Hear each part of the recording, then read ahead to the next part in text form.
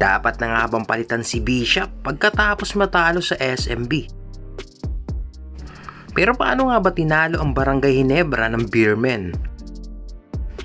Mahirap talunin ng isang team kung wala kang magagawa sa magandang shooting nito, at lalo na kung birthday ng isang koponan na kahit anong tira ay pumapasok. Idagdag mo pa ang shooter na si Don Trollano. Di naman pumayag si coach team ko na matalo ng ganon-ganon lang.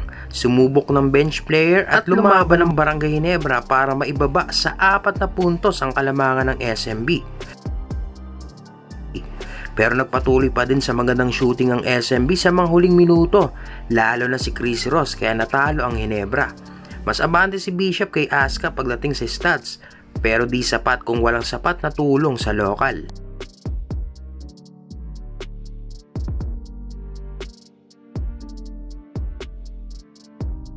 Pero dapat magpalitan ng import ang SMB at Barangay Ginebra ng mas mahusay na import para madominan nila ang lahat ng mga natitirang laban base sa mga napanood ko na laban nila.